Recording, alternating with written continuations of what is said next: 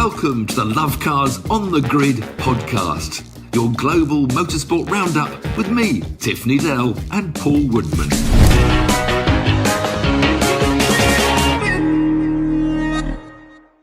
Oh, welcome to Lovecars on the Grid, your global motorsport podcast, where we look back on a weekend packed full of all sorts of racing from around the world, and whether it's on two wheels or four wheels in Australia, Portugal or California, it was the weekend where it was a great weekend to be Spanish.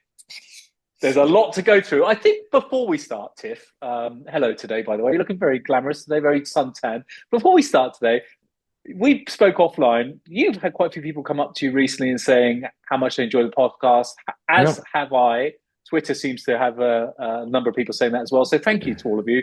We are going to invest some money in some decent audio. You'll be delighted to hear.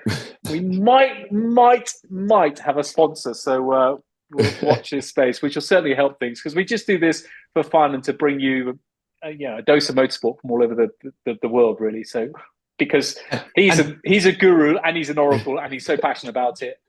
And to remind you to tell all your friends also that Love On the Road is on Amazon Prime. Also, we use this podcast to keep on telling us. Well, I keep on meeting people that say, "Well, you're not on telly anymore, are you?" No. So I am aware. Well, it's called On the Road. It's on Prime. And they go, "Oh, well, I'll look into that. I'll look." It's so hard in this day and age, despite all social media, to spread the word, isn't it? It's you hope that other people will spread the word for you, because you can't afford to advertise, and. So anyway, so hopefully Prime's picking us up, and we'll move back forwards again into the spotlight of the world. Okay, let's move forwards to down under to Australia, where my cousins were. My nephews, not cousins. My nephews were there supporting Lewis. Actually, they were supporting Lewis Hamilton, who didn't have the best of weekends, but it was an amazing weekend. Yeah, he was. Lewis even there? Yeah, he did turn up. Apparently, I wrote my Grand Prix stories, and I suddenly remembered. What about Lewis? Because, it was all Viva España. We started off this amazing weekend for Spanish wins, which we'll come to as we go from championship to championship to championship. And we had King Carlos III. I'm named in that because I think there was a real King Carlos in Spain until recently. Indeed. And then, of course, his father is King Carlos II. So having King Carlos II wins the Dakar, and now his son wins this emotional Grand Prix after 2 weeks after the appendicitis operation and a couple of months after getting sacked by Ferrari. So it was a very emotional weekend. And he just drove a brilliant race after, what's that bloke called? Oh, Max. Oh, yes. I'm not going to be smug. I'm not going to be smug because he is an absolute masterclass of a talent. Like him or not, I'm not a fan of Red Bull because of the situation that's been going on for many years. But what a brilliant thing for the sport. No disrespect to Max, because he's brilliant. He's a phenomenal driver. But it was brilliant to see him go out just to open it up for everybody else and have a proper race. But there was talk that Carlos had better race pace anyway. So in fact, it might have been a fantastic Grand Prix rather than just the burning. Do you believe that? Rear wheel. Do you believe that all of a sudden Carlos has better race pace? Okay, so the Ferraris have been getting better and better. It's a shame that Leclerc obviously mucked up his qualifying, things didn't go quite right in Q3. It's funny actually. Every time the Ferraris have get a sniff of victory, it's Carlos is the one at the front. Whereas when the things are going badly and Max is winning all the time, it tends to be Leclerc that's the chaser. So it was quite an ironic twist. I don't think Leclerc was too happy. Probably, but Ferrari won too. And Max breaking down. But then sorry, Tiff, I think that's the 85th Ferrari 1-2 of all time, which is quite phenomenal, their history in Formula One. Amazing. But of course, it should have been Checo's day. And this is why he cannot stay next year. Yes, they haven't announced he's going, but that performance. He did qualify third, but he was 0.359 slower than Max. That's massive in Formula One terms. And then, of course, he got dumped down to 6th because he impeded Hulkenberg in Q1. So his day got worse. He started 6th and finished 5th. He didn't move up at all, and with a superior car. So not a good day for Checo.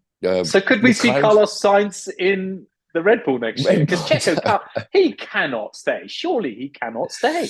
Oh, we can't believe it, can we? I mean, it's just, yeah, mate. I don't know. I don't know. I don't think Carlos would want to go there. I think Carlos would like to go to Mercedes, maybe. Well, To hang on. take Lewis's place. Carlos wouldn't want to go with the best car, the car that's won every race other than one that he won for goodness knows how long. Of course, he would like to go there. Anyone's going to like to go there. I don't know. I just don't see it as a match, but you could be right. Could be right. Experienced driver with Max.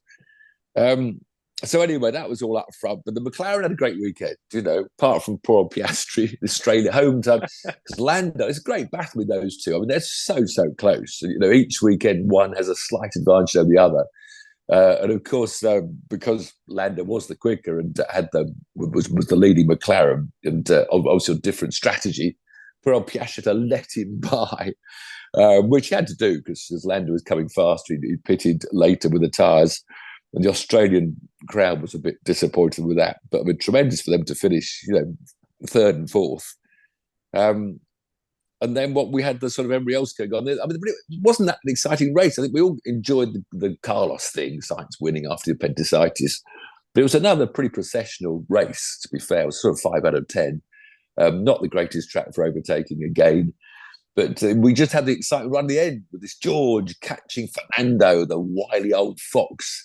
And all of a sudden, we all saw George halfway up. So it was huge because we weren't watching the dice when it happened. We suddenly cut to a shot of George sort of, on his side. He's been on the Twitter this morning on YouTube. He was well panicking. I don't know if you've seen it. On YouTube. It's red flag, red flag, red flag, red flag. I mean, understandably, because he had no vision of anything coming towards him at all because the car was that angle. So it's a pretty scary position to be in, so you can fully understand. And then even because at the time I thought, well, what happened there? Whoa. And I thought, hold on a minute. Alonso suddenly seemed to be very slow and then went again. And actually, before the end of the race, it made me think of that was just like a good old-fashioned brake test that we've all done in Formula Ford. It's a nasty, dirty little trick. But of course, when you're watching national racing, there's no proof or marshal. It's always your word against the bloke in front of you, and they've suddenly tapped the brakes just as you're on full throttle. And so you have to suddenly bail out at the moment. And I've had many a moment when someone's done it to me. But nowadays, all this telemetry on board, they can read everything that's happened. And of course, true enough, Fernando had done something very unusual, suddenly slowed at the apex and was given his 20-second penalty, which he wasn't happy with. But I think that was the right decision. The internet are up in arms. Well, half the internet are up in arms saying it shouldn't happen, and the other half saying it should happen. It should happen because you can't do that. You can't do a brake test. Right. It's if in any racing, if somebody misses a gear, you're so close. In lots of our racing, club racing, you're so close. If somebody misses a gear, even that's it. You're up the back of them. So if they brake test you, there's nowhere to go, and there's the radiator gone. It did show how, despite everyone crowing in Formula One about their wonderful regulations, it did also show how you can't follow that close because, of course, he wasn't in Fernando's gearbox like in the Formula Ford. You're 2 inches from the gearbox and the bloke taps the brakes in the middle of a corner and then it's only because he went into that dreaded sort of half a car length and all of a sudden he lost his front aero and then the back aero and the whole thing went pear-shaped. But it's unusual. It was really unusual, I thought, that George actually lost it completely that badly because I know. It was a bit of a panic, I think. He was a bit like, I didn't expect him to brake that hard. But I don't know. It'd be interesting if I don't think you'll see a Max or a Lewis do that under the same circumstances. I mean, it wasn't that big not that big a shunt. He ended up looking terrible. It was just as the two left-hand wheels got taken off and then he was sitting on top of them with their straps. But, I doubt the monocoque was damaged. So that was the main drama. No Australian joy with Ricciardo either. Yuki's really getting on top of him. And, of course, Helmut Marko comes out and says, well, they're both a bit average. And Yuki, you're useless in racing. They don't race well enough. And he gave them a right old seeing to. And Yuki had a really good weekend. I mean, into the top 10 in qualifying, while poor old Daniel, didn't even get out of Q3, ended up right at the back. And Yuki raced to 7th by the time the results had all been sorted out with penalties and stuff. So a great day for Yuki, very bad for Ricciardo. So no Aussie joy. And then, of course, yes, I broke my notes, and apparently Lewis Hamilton was there. He qualified. Having a shocker, isn't he? But to be fair, I mean, it shows how tight it is in Formula One. To get into Q3 George was 10th and Lewis was 11th, same cars. And Lewis was only 0.059 of a second, so only 600th slower than George. So it was pretty close. But of course, the big headline was, out of Q1, where I think George got to 7th in the end. So the Mercedes was not a good car all weekend. Out of Q2, out of Q2 into Q3, into that final 10. And then, of course, we had this bizarre thing on the grid when they're going down all the tyre lists and Lewis is on softs. Nobody else was. And then we had the radio communication. Wow. Hey, mate, I don't think I'm on the right tyres. Why am I on softs? It's not the right tyre. Well, as Martin pointed out, they would have had plenty of pre-race meetings. The decision wouldn't have been just the teams. They didn't sort of, just before the car got on the grid, stick softs on his stuff. They obviously would have discussed it. It was always the wrong tyre. And then I kept on wondering, he was having such a miserable time, that maybe this little switch under the seat that he just sort of switched the engine off. There have been some true stories at Le Mans. The Le Mans, people in cars falling apart that were very dangerous, and of drivers quietly dipping the clutch, going down the Mulsanne straight and revving the engine to pieces, which of course you can't do in a modern car because there's too many computers stopping you damaging your engine. But is that right? People used to do that back in the day? People have literally just dipped the clutch and just blown the engine because they didn't want to go anymore. They were way out of the race, and why slog around in a car that was dangerous?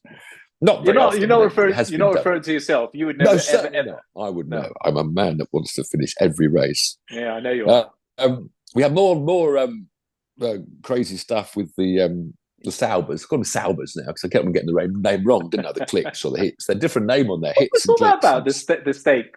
What was all that about with the pit stops? Because they kept cross-threading the nuts or the single thread. And they took it. There was one picture I saw where they all seemed to be standing looking at the car.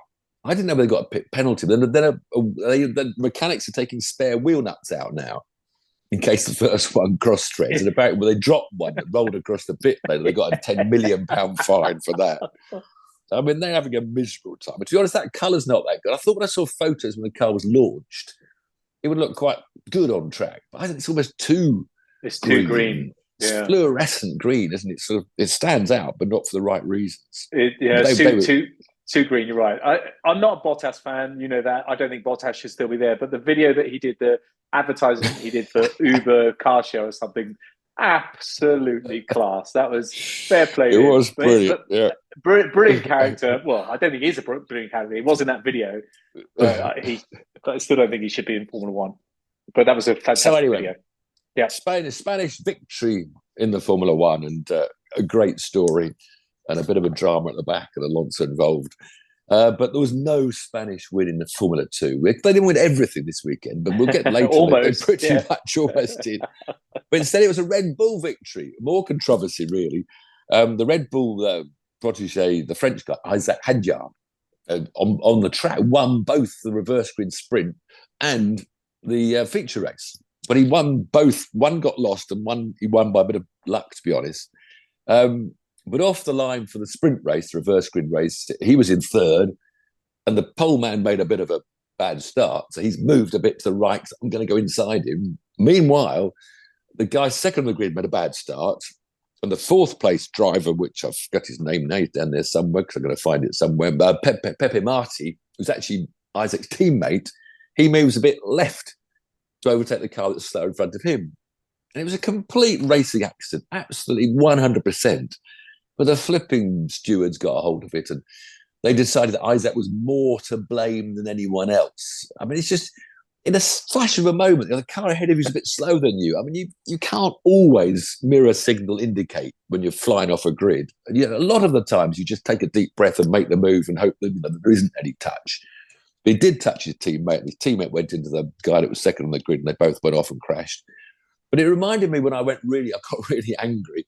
When Magnus, you know that Magnussen in Brazil? Because I really had a go at it, because he was in the middle of the road going down to turn one, had nobody pushing him at all, and suddenly decided to move right to take the racing line into turn one, and wiped out Albon, who was there. And that got no penalty at all, wasn't even questioned. And so they've got to be consistent. And I think Hadjar losing that race was an outrage. That was if there was a racing incident, They always set turn one that allow racing incidents. We all know things happen whenever it's close. So Hadjar had his sprint race taken away from him, which was benefited by the Czech Roman Stanek had a win. But in the main race, he got really lucky because he was running about eighth. He only qualified seventh or eighth, Hadjar. But then they had a safety car. And under virtue, he happened to be in the pits. I think they're not allowed. I think they do close the pits now for full safety cars for Formula 2 and Formula 3. I'm not sure about that. Anyway, he happened to be in the pits, doing his tyre change, what everybody else had done them during the green flag laps. And so he came out in front from eighth or something and cruised to win. And that annoys me when virtual safety cars give someone a victory, even though he deserved one. But in general, Formula 2 and Formula 3, it was pretty chaotic down there. It's a pretty lively action in both Formula 2 and Formula 3. Massive racing, 3-1s, very entertaining to watch. But this qualifying is such a lottery now because they have so many yellow flags and so many red flags. So, and you only get like 2 laps on your new tyres. You get 2 sets, and they're like Formula 1 at the end of the Formula 2 qualifying. They're all coming out one after the other, and they're all backing up, making a space. Especially on the street circuits. Yeah, and so so if you get a yellow flag, you have to back off, and if you get a red flag, you back off. But if that's 3/4 of the way around your lap on your set of tyres, you're going to be down because it's so close. So it's fractions of a second. And Ollie Behrman, fresh from finishing 7th in a Grand Prix and a complete hero of Saudi, he ended up qualifying 16th because he literally came out the last corner when it went yellow, full course yellow. And so that lap didn't count, and his other laps were a bit of a mess. He had an engine problem. He ended up finishing 14th in race 1 and 10th in race 2. Kimi Antonelli, the Italian kid that's his big bugbear this season, he qualified 2nd, but he spun out the first race, and then he finished 4th in the feature race. But who won? There was a bit of joy in who won the second race. Who won the main race was right. Although of course Isaac won it. Yeah. The virtual safety car helped him out. So all a bit of a lottery in Formula 2. Formula 3, similarly, chaos everywhere. There's nobody in Formula 2 that's really standing out. We thought there'd be a bit of a standout. Yeah, exactly, yeah. We thought Anthony Behrman would be there. And Martin, the French guy, is quite aggressive. He had to start at the back of the grid for both races for some reason. I can't remember. But it was all a bit of a lottery. Very entertaining, as was Formula 3. Where the Briton Luke Browning, who led the championship coming into the championship, this season coming into Australia, he managed to hold on to his championship lead by equal points because he retired from the first race with engine troubles or some sort of technical failure and finished 4th in the main event. So Luke's still up there. Norwegian won. These different nation. Martinius Stensholm won the reserve grid rate, holding off Arvid Lindblad, the British driver, had a good run. He had finished 2nd in that, and I think he finished 11th in the feature race. And the main race was run by the Swedish-Bosnian driver, Dino Beganovic. So reasonable. Luke Browning holds on to his championship lead. Ollie Behrman, yet again, gets 0 points. Nil point. There's also supercars down under as well. Yeah, I've got 4 races. I mean, the entertainment they have in Aussie. I think on the Friday and the Saturday, we're having races at 7 p.m. Instead of having more and more pop concerts that seem to be the popular way of, finish your motorsport on the track at 4 o'clock and then have pop. No, they're racing in Australia and Red Arrows. There are 4 supercar races, 3 Porsche races, as well as 2 Formula 2, 2 Formula 3, and a Grand Prix. So loads of racing. But yet again, this Chevrolet Camaro versus Mustang battle was the Chevys took all the spoils. This 888 racing team, Red Bull again, they won Formula 2. They also won 3 out of the 4 races. In fact, the first race, they finished 1st and 2nd with Brock Feeney ahead of Will Brown, their 2 drivers, the Red Bull boys. The second race, they were 1st and 5th. Third race, they were 1st and 2nd. But in the 4th race, it was Nick Percat came through, still a Chevrolet, I'm afraid, for Ford fans, to have his first win, 35 years old now. First win in 4 years. He broke a 118 race drought. He was a Bathurst winner when he was a youngster all those years ago. So a great win for him. But they didn't have it all their own way, the Red Bull boys, because there's plenty of clashing in front of them. There was races they were here. There was entertaining, wall-banging supercars. So their results look pretty depressingly Red Bull 888 team. There were others in with a good shout until they clouted each other or the walls. So yeah, great entertainment for the supercars. And then we returned from Australia. So from down under at the early hours of the morning in Europe, over to Portugal and the Algarve, most wonderful circuit for the Moto GP, where the Spanish Armada won everything. They had a clean sheet of all the races. The sprint race wasn't won by Jorge Martin, who tends to win most sprint races, and wasn't won by Ducati either, but it was run by the Spaniard Maverick Vinales and Aprilia.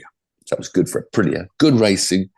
And then it was actually 1, 2, 3 in the sprint race because Marc Marquez was second, making his return on this Ducati, and Jorge Martin was third. So Spanish 1, 2, 3 on the podium for the sprint race. And then the Grand Prix was fantastic entertainment. I mean, it's so good round there anyway. I think it's one of the best ever. Oh, yeah. I mean, so who was out from? It was dominated by Jorge Martin. So the Spaniard went out one. He seems to be the man on form. He's still in this satellite Ducati, the Pramac Ducati, not a factory bike. They're all pretty much the same. He disappeared into the distance, but everyone's eyes were on Pedro Acosta. He was the whole star. Forget Carlos Sainz, forget anybody else. This weekend, Pedro was the main hero. He's still only 19, isn't he? No, yeah. Is he only 19? Yeah, I think he's still 19. He might have just turned 20. I don't have to check it. I'll have a look. But we've raved about him because we followed MotoGP all the last 3 years, and he won the GP Moto3 and then the Moto2 championship. Wonderful character. He used to have his great big teeth smiling with their wire across the front of them and quoting it. But he had this amazing. He qualified 7th. So first he had to sort out the factory KTM riders. He's on a satellite bike. It's on last year's bike. And he had to sort out the factory boy Jack Miller and Brad Binder, both really quick riders. He sorted them out. Then he goes and catches up the world champion, number 1, Francesco Bagnaia on his factory Ducati, who was running a fairly solid 4th and not really in with a shout. And he just followed him for a few. He made a few dives up the inside and eventually went past Bagnaia to head off to 4th place. Wonderful overtaking manoeuvre.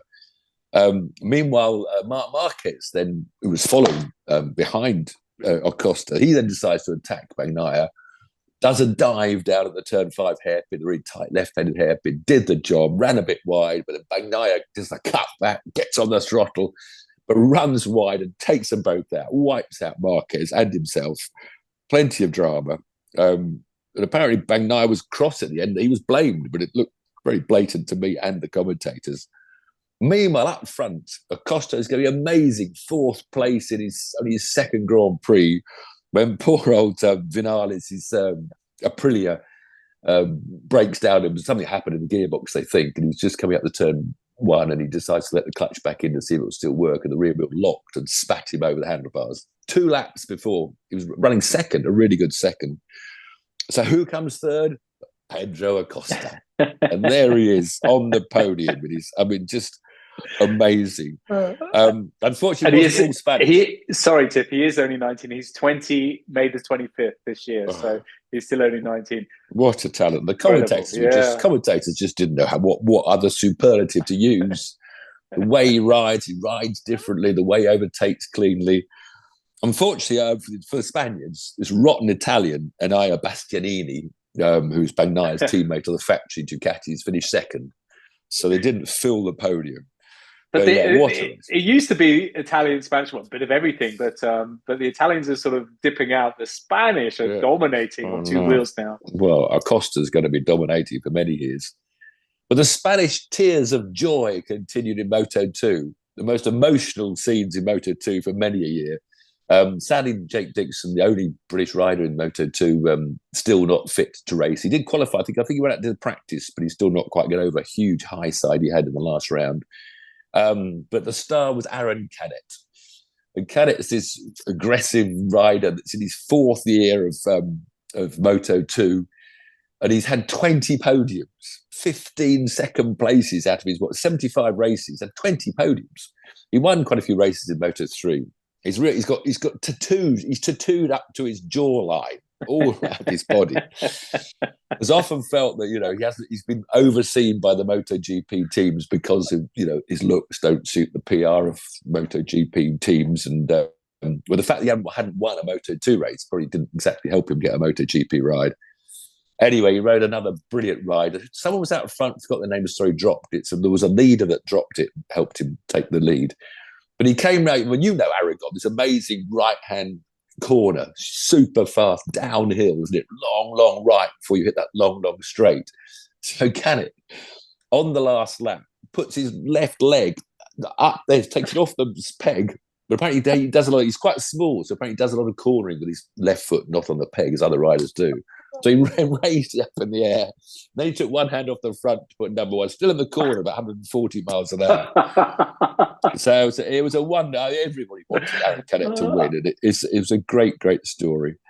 I've forgotten who was second or third. I'm not sure the Spanish filled that podium. Have I written it down? I didn't check it out.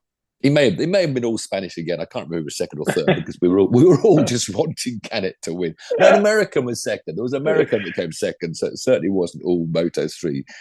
But Moto3, we do have our only two British riders in the entire three grids of moto racing. And Scott Ogden he qualified a brilliant ninth. Josh Watley 22nd. But Scott again had a bad first lap. He doesn't do well on the first laps. I don't know how the psychologists and what they're going to do to help him out. He dropped to 15th. He bounced back up to 11th and 12th and then ended up 15th, whereas Josh Watley finished 19th, only 4 places behind. But it was a shame, Scott. I don't know, the talent's there. We've seen him in the rain. He finished one of the Grand Prix in Argentina or Chile or South America, finished on the podium. Amazingly quick in the rain. He's led races in the rain. But yeah, just aggression, maybe not there for the racing. But it was a 1, 2, 3 for España this time. All the span on the top of the podium. The flag was there. What do we call it? Yellow and orange, the flag. That's what yellow and orange. Red and yellow. Yeah. What the Spanish call it. I'd call it red, yellow red and orange. Yellow. Red and yellow. Red and yellow, not orange and yellow. Yeah. Red and yellow. But Daniel Holgado led a Spanish 1, 2, 3. So España. Viva España. Stay on the motorbikes and we go to Spain, where we almost didn't have a Spanish win. It would have been the only place not having a Spanish win. The Superbike boys were there. And again, sensational racing. I mean, I'm sorry, these two-wheelers just do entertain because Toprak Razgatlioglu, our favourite Turkish rider, he switched to BMW this season. BMW haven't won a full Grand Prix since 2013. And they've hired lots of Scott Rennie, of course, our really talented British rider, just doesn't seem to be able to make the BMW work. But Toprak can. And the race one, he was quite a long way behind in second place. And he tracked down the leader, the factory Ducati boy, Bulega, Nicola, and overtook him on the last lap to take BMW's first win since all those years. They won a sprint race, I think, in 2021, I've written down. But as far as I can find out, the last time they ran a full Superbike race was in 2013. So huge emotion, the BMW garage. And then in race 2, it was even more exciting. He took the lead at the last corner off of Bautista, of course, the Italian champion. Amazing lunging dive on the last bend of the last lap. But the Ducati boys sorted him out, I'm afraid, in the last straight. And Spain finally had its winner as Bautista led home a Ducati 1-2. So they had one win in Spain, not quite as successful as Portugal, but great entertainment on the telly, great commentary. It always is. MotoGP commentators, I think, are the best commentators of any pairings anywhere. Just the right level of excitement and raising the voice and lowering the tone and information and technical backup and knowledge. And then we're a bit biased because then the pre and after handball, Susie, of course. So Tiff, in terms of the analogy, bikes versus cars, so if MotoGP was Formula One, the equivalent, so World Superbikes would be like Indycar. Is that an analogy? Yeah, they're a sideways step. Well, they're production based and sort of production based bikes. So they're not racing machines. It's more like GT3, I suppose, or because even sports cars are prototypes now, aren't they? So perhaps more like GT3. So, but yeah, really quick bikes. But and this Toprak, I mean, he needs to get on a MotoGP, but it's pretty fun. He's no good on a MotoGP, a different style of riding. Who knows? But he was certainly the star in Barcelona. And then we go all the way across. We've been from Australia in the English mornings in the middle of the night, and then motorbikes in the middle of the day. And we wait for the evening to see all the American motorsport, but IndyCar and NASCAR. And in IndyCar, the Spaniards ruled away. It's Again, funny. it's I watched quite a lot of the IndyCar last night. I've been to Thermal have you been there? I know you were there a couple of weeks ago. I've never looked at the track. I was there for the tennis. Didn't go to the track. It's a funny track. I mean, there's no garages or anything like that. There are garages, but not on the pit lane or anything like that. Yeah. It's a funny track. It's a members club, really. Well, it's like the one in Spain, isn't it? Ascari. Ascari, yeah, because Ascari's got no grandstands. So, Ascari's just a wild, but a bit like Ascari. These designers come along and they over-design the circuit. I mean, it was amazing. I watched all the warm-ups, and it was great to watch these IndyCar drivers. The onboards are amazing. I just love an onboard IndyCar because you can hear the engine when it gets a bit of a wheel spin. Then you see the corrections going on, and they leap the curb. They were taking 4 wheels in the air through a very fast chicane. So it was great to watch the drivers doing the driving. It was, reminding me because I watched.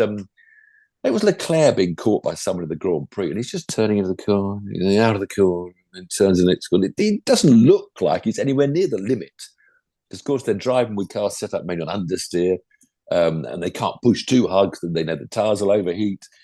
So they never look like they're driving fast and on board of a Grand Prix car. And we know they are, because they're struggling for every tenth of a second. So the precision, and yet the cars, they can't really wring them by the necks by the look of it. That's why you see motorbike racing. You can see them twitching, the rider on top of the machine. You're right. Going out, stepping out, and the frontal fold. Yeah, I know. But you watch a Formula One car on board and you just say, well, what? I can do that. Well, I could. Well, of course, I could. Yeah, but you say that, Alex, but then yesterday with IndyCar, a lot of the time, everybody was probably thinking the same thing. I could do that because they were coasting and they was just driving around. Yeah, well, that's because the format of the race, it didn't work. It was a brilliant experiment. So it's a great experiment. They go to this rich man's haven and they come up with this $1 million prize fund. Alex Palou, the Spaniard, went off with $500,000 as his prize. But they obviously looked at the track, but then I looked at it straight away. Well, nobody can overtake. This designer's come along and designed every type of different corner, which is great if you're the driver. It's a bit like the Nürburgring. It's great if you're the driver, but when you try to overtake someone, there's nowhere to overtake. And so that wasn't going to work. Then they came up with this idea of, 10-minute heats were quite fun. Well, until Dixon whacked Grosjean up the backside of the first start. First corner, They took out the poor old Dutch kid. I forget his name now. Gone from my head. And from the rest, it was pretty much a process. There was some great battling. There was some noses came up the inside. There was quite a bit of aggressive driving going, especially the second heat when it was the final when Callum Ilott, the star for Britain was Callum Ilott, who's a stand-in driver for the Malukas, who's injured from a go-kart or a training accident. And in fact, in the final, he led the 2 Arrow McLaren teammates. He was ahead of Pato O'Ward and Alexander Rossi.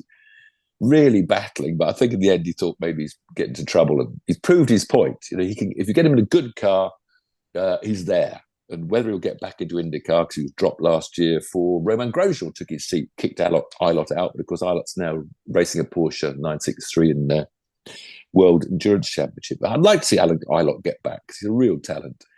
Yeah. But now the tyre wear was bad, but it wasn't as bad in the race as they thought it was going to be. I think when the track was green, was new, it was ripping the tyres apart. But I think by the time the rubber was laid down, but it was just such a single line track for 95% of the track, and so then nobody was going to overtake nobody. So who knows what they'll try next year. It was a bit of fun. It was a bit like, NASCAR went to that Coliseum with a ridiculous quarter-mile track and banged into each other. And it was just on the opening of the season, not championship round, like this race. So, for those of you that don't know, they tried this new format and they did a couple of different heats. They drew people at random, so you didn't know which heat you were going to be in, and then the top 5 went through, and then on paper it sounded really good, but it was a bit too sort of club racery, I think. But anyway, it was like you said, a bit of fun trying something new out. Yeah. And it was still good just to watch an IndyCar being driven. It's brilliant. And I love those 360 cameras they've got where it follows them around and you see how close they are. Yeah. And like you said, when you see the driver working so hard around the corners and get a snap of oversteer, grab it, and the noise as well. Really good. You can hear it. So entertaining, but not really entertaining. We get another 5 out of 10 for that. 5 out of 10 for the Australian Grand Prix. 10 out of 10 for MotoGP. 10 out of 10 for Superbikes. 5 out of 10 for Indycar. And then we went off to the last of the day as my eyes were dropping off and I needed another glass of something to keep me awake. We had the NASCAR around Kota. It's never a particularly good race around this 4-mile Grand Prix track. Because they don't have the full course yellows, which is so common in NASCAR, which bunches them all back up again. But you still have 39 cars, leaping over curbs. So they don't care about track limits, and it's still entertaining in a way. But the race wasn't that entertaining. There's plenty of banging and barging down in the midfield, and the only chance of a Spanish win. Well, there wasn't really a chance of a Spanish win, I'm afraid. Our last of our global tour. Only Daniel Suarez, the Mexican, who speaks Spanish. I mean, he could have saved Spain's day, but he didn't. He finished 32nd. So William Byron came out top in the end. He was one of the quickest all weekend in his Chevrolet. It's sort of, if you're there, it's about 5 out of 10 probably. If you're there watching loads of NASCARs bouncing around, it's entertaining, but the actual racing up front wasn't that exciting again. So finally, I think for me, NASCAR's the ovals are the best for NASCAR. Boom, boom, boom, boom, boom, boom. See them go fast. There's a race every weekend. There's a race every weekend. Exactly. So if you have a boring one, you might have a good one. But finally, we come home. The only racing at home, rallying it was. It's great to see this newly sponsored by ProBike British Rally Championship. We need our rallying to be revitalised, and this seems to be a championship that's getting everybody together. And these sort of R5, the Formula 2 cars of the rally world. And it was quite a good result. It was up in Lancashire in the wind and the rain. And it was won by an Englishman, Chris Ingram, who we've mentioned before, does quite well in the World Rally Championship in the R5 WRC2 category. He was driving his Volkswagen Polo. It's good. We had different nationalities, different cars, and filled the podium. So the Englishman, Chris Ingram, his Polo's first. The Northern Ireland boy, William Crichton, was second in his Ford Fiesta. And the Welshman, Mieran Evans, was third in a Toyota Yaris. And this is great. 3 different cars. You can buy these cars. I think they're still, I say cheap, I think they're about 200 grand or something. But I remember one of the rich British guys when they had World Rally cars. And he just had to give up rallying, even though he was very wealthy. Oh, I wish I could remember the names go. Because his car was like a £2 million rally car. And the trouble is in the rallying, bending them is one thing, but if it catches fire in the middle of a forest, you're going to have nothing. You're going to have £2 million worth of ashes. And he couldn't get it insured. Motorsport insurance is very expensive. You can do it, but for the £2 million, so he gave up in the end. So hopefully this is a more cost-effective formula now, and it's growing on the national championship. More manufacturers are building the cars. As I said, we had a Volkswagen Beta Fiesta and the Yaris. So let's hope that kicks off and grows bigger and bigger. I've got a mate that's Rob Barnett. He's from VBox Race Logic. He does some British rallying. I must look at what he does. I think he's some sort of champion, but it's more club level. But I'll look at what he does as well. Wonderful. So that was an exhausting weekend where Spain. It was indeed. Spanish flags flew in Australia, Spain, Portugal, and America in all sorts of categories. And what's coming up next week? Yeah, quieter this weekend, as always happens. You always have too much one weekend and too little the next. The World Rally boys are out in Kenya. It's not quite the rally it was, the safari rally of old, because it's more little sections, but it's still a tough rally. So we'll see what happens out there. Then we just got NASCAR, go back on their ovals, a 3/4 mile, strange D-shaped Richmond oval, which should be interesting. But mainly to Britain, the British GT, the British motorsport. There have been some club races already last couple of weekends. But the first big event of the British calendar, British GTs, up to Alton Park.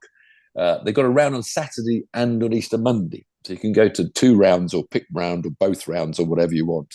And that's just brilliant at the moment. You've got every McLarens and Lamborghinis and Ferraris. And I'm not sure any Ferraris in the British Championship, Mercedes. And just brilliant. And it's Pro-Am. You've always got an amateur driving. So hopefully DK Engineering will come back bigger and stronger this year. He's not. He's doing the World Championship on DK. Oh, is he? World Champion. But of course, we've got the Aston Martin girl. She's out on an Aston. Oh, names. Not Jess. Jess Hawkins. Yeah, Jess Yeah. She's running an Aston Martin, so that'll be a bit of a baptism of fire for her, because she's the most is Pro-Am, but I think there is an Am category class that she's in, but she will have to qualify. They always qualify pros all in track at one time and Ams in the other. So Jess is going to be out in the pro field, so her lap time is going to be probably not that high up, but it's baptism of fire for her. Well, so good luck to Jess. She's a phenomenal driver, and she's a brilliant ambassador as well. We're big fans of hers, but it will be interesting to see how the times go, because people perhaps don't understand that when the people on Twitter and when they say, "Oh, she should have a drive an Aston Martin Formula One car," it's about, you've got to balance things up a little bit here. But she's a phenomenal driver. I look forward to following her racing this year. So that's good. Plenty coming up. Brilliant week. This brilliant weekend just gone. Thanks for joining us always. Hopefully, we may have, as I said, we might have a sponsor. But if you know anyone that wants to just bung us a few quid, we'll get microphones, microphones and stuff. Exactly. But thanks Happy for joining Easter, us, everyone. Happy Easter, of course. Have a good weekend. Get your Easter eggs out. If you celebrate Easter, happy Ramadan, happy whatever it is, wherever you're from. You've got to be all very PC these days, Tiff. Thanks for joining. Cheers. Cheers.